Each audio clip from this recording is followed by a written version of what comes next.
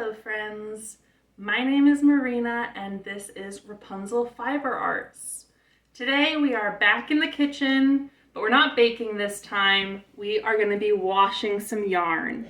This is the bucket that I have designated as a wash me bin, so it is getting kind of full, so it's time to do a washing project.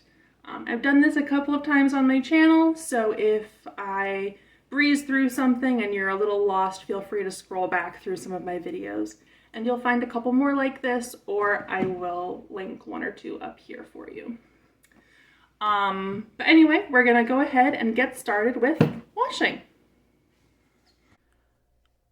Alright friends, so here I go, just adding some soap to my water. That's always the first step once you fill up your bins, is to add just some soap to clean up that yarn. Even the yarn that is just been spun, both that and the commercial yarn have both been touched a lot, so they have the natural oils from your hands on them, and I just like to go ahead and give them a wash in some soapy water to clean that up. I have found that doing this often yields some either excess dye or just like dirty looking water, so the yarn had gotten dirty at some point. So even though it's not necessarily dirty like raw fleece, I'm still gonna go ahead and wash it in some soapy water. And then I just go ahead and dunk it in and out a couple of times. I do this little bit of agitation, particularly with the hand spun yarn, because I want to do kind of a very minor felting. I almost don't want to say that word because I'm not really felting necessarily, but you want to agitate it so that the fibers memory kind of becomes that of the yarn and not the lock structure or the kind of ironed out texture of some of the combed top that I was working with here. So I'm just dunking that in and out of the water, and that agitates it and gets it fully immersed and returns the yarn to its kind of natural balanced state. And then the yarn in the sink, I just want to mention, is commercial yarn, which I am re-washing after frogging a project. And if you're interested in that, I will be sure to link it up in the cards. So now this is set for about 20 minutes in the warm water. And so I am squeezing out the excess water from all of these skeins, and then I'm going to put them in for a rinse cycle. It's important not to agitate when you're doing this, so I'm just working my way down the length of the skein, squeezing out as much water as I can, but without wringing it or sliding my hand down it, because that can pull up fibers and create some pilling. So I'm just repeating that process with each of my skeins. I do want to point out that these two little buckets that I have of just kind of heavy duty plastic that are left over from stuff I bought years ago, the water in these is a little bit dyed. So you can see this is pretty orangey in color, and then this other one is a little bit more bluish in color because I had cool colors in it. And that's just because not all of the dye came off of the fiber that this yarn was prior to me spinning it when it was pulled out of the dye bath. So that's just something that sometimes occurs, and that's why it's good to give this stuff a wash now, so that when you have a finished object, you're not surprised by that bleeding. And you also may have noticed that I put the yellow skein in with the commercial yarn because I noticed that some of that dye was coming off, and I really didn't want the red to go into the yellow and make it look like an orange, because I wanted to maintain those colors. And then you also saw there that the blue was quite in the water as well for the dye. So now these are all going in for a quick rinse. I do that for about 20 minutes as well. Um, and then I will be able to pull these out of the water and get them washed. So again, you see I'm keeping that yellow one separate, and these I'm not so worried about agitating. I'm just kind of pushing them into the water to try to get all of the soap off of them so that there isn't soap in the yarn when it's dry. And then here I go again, just taking the yarn and squeezing out as much of the liquid as I can.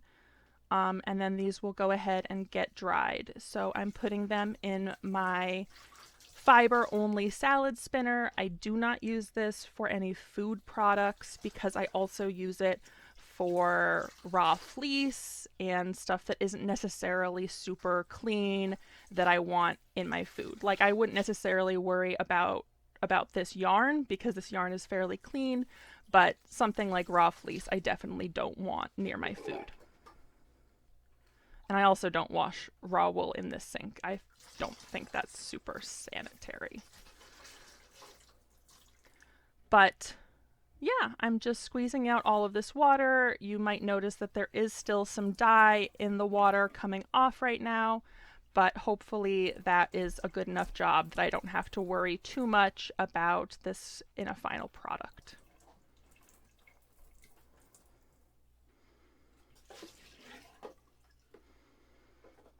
And then I just have the orange and red skeins to go. Just squeezing out all of that water, the same process as before, and you can see that water is a little bit orangish, but not nearly as bad as it was. And now I am outside. I'm going to go ahead and get my drying rack set up. It is collapsible, so I need to get it set up before I can put any yarn on it. And I'm gonna actually go ahead and leave you with a couple moments of kind of peaceful sounds. The birds were singing this day, and it was absolutely beautiful out.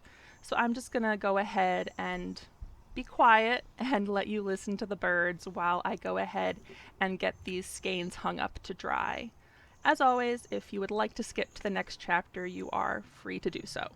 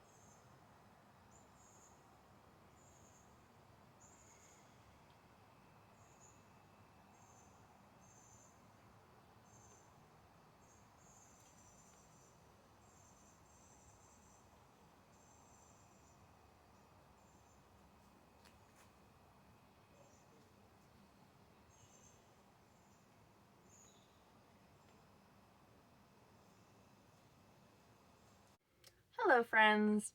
It is the next day. Some of my yarn has had a chance to dry, so I can show you what it looks like now that it's no longer soaking wet. So first of all, we've got this gorgeous rainbow of thin fiber from Sadie over at Sadie Spins Yarn. And I made some mini skeins of this. And I think if you compare the first and last skeins I did, the first one I did was red and the last was purple, you can kind of see that I got a little bit thinner as I spun. Like the first skein is a little bit thicker than the last one. But other other than that, I'm very happy with how this turned out. It's not so much that I'm worried about like my gauge changing considerably if I do this all as one project, which I'm planning on doing. I was talking to one of my friends, Perla, and she suggested designing a pattern, which I might have to do. So we'll see how that goes, but I will definitely take you along for the process if I do. And then we've got the big skein of the blue, which would also be part of that project, which is absolutely beautiful. You'll recall that this yarn had a little bit of a twist to it before, and you can see now it hangs very nicely. It's not doing a twist like this, which it was doing previously, which is fantastic. And then we've also got some of this yarn, which was that dinosaur sweater I frogged a week or two ago. And this has turned out very nice. It doesn't have any of that crinkle ramen-y texture that it had at the beginning of the video, which I'm happy about because now I can kind of act like this is a brand new yarn again, and I don't have to worry about that crinkly texture, which is very nice. So I hope you enjoyed this video. I hope you enjoyed watching me wash all of this yarn and hang it out to dry. I had a fantastic time with you today and yesterday, since I did do the washing yesterday. And I hope you have a fantastic day. If you liked this video, feel free to give it a like or a comment. And if you want to see more like this, then go ahead and subscribe to my channel. If you want to be notified of new videos, remember to hit the little bell next to the subscribe button, and that will give you some options for how many notifications you get. Again, I hope you have a fantastic day, friends, and I will see you again soon. Bye!